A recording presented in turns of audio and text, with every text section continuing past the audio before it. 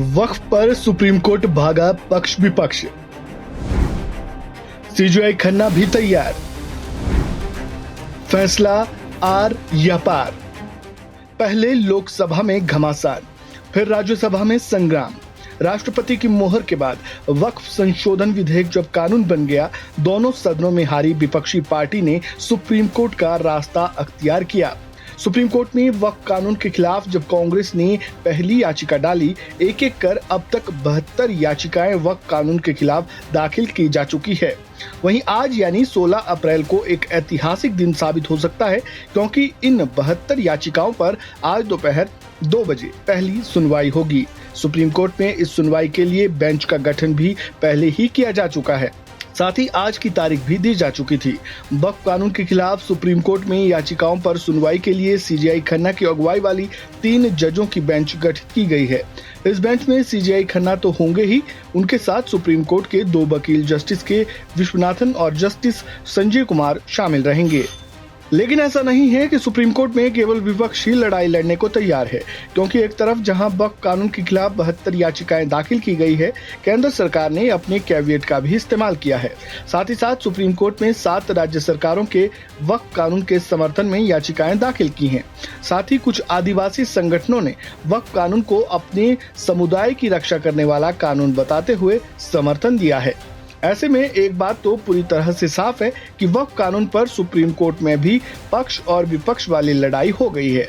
लेकिन पक्ष और विपक्ष यहाँ जुबानी नहीं बल्कि कानूनी लड़ाई लड़ेंगे। दोनों तरफ से अपनी अपनी दलीलें सीजेआई खन्ना की अगुवाई वाली बेंच में रखी जाएंगी। चलिए अब जानते हैं सुप्रीम कोर्ट में किन किन मुख्य पार्टियों और संगठनों ने वक्फ कानून के खिलाफ याचिका दाखिल की है और उस पर सुनवाई होगी।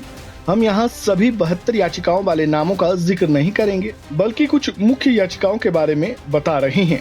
ये याचिकाएं डाली गई हैं कांग्रेस पार्टी की ओर से आरजेडी के मनोज कुमार झा, समाजवादी पार्टी के जियाउर रहमान बर्क, एआईएमआईएम के असदुद्दीन ओवैसी, टीएमसी की महुआ मोइत्रा, आम आदमी पार्टी के अमानतुल्लाह खान, डीएमके के एमके स्टालिन, जमीयते उलेमा हिंद के Arshad Madani, all India Muslim personal law board, association for the protection of civil rights, Samastha Kerala Jamiatul उलेमा, फैयाज अहमद, जमाते इस्लामी हिंद। ये वो लोग हैं जिन्होंने सुप्रीम कोर्ट में वक्फ कानून के खिलाफ याचिकाएं डाली हैं। वहीं अब उन राज्य सरकारों के बारे में जानते हैं जिन्होंने वक्फ कानून के समर्थन में सुप्रीम कोर्ट में याचिका दाखिल की है। इन राज्यों के नाम महाराष्ट्र, असम, राजस्थान, छत्तीसगढ़, हरियाणा, मध्य प्रदेश और उत्तराखंड है। जाहिर है ये सभी राज्य एनडीए समर्थित राज्य हैं। ऐसे में वक्फ कानून का समर्थन करना इन राज्यों की तरफ से लाजमी है।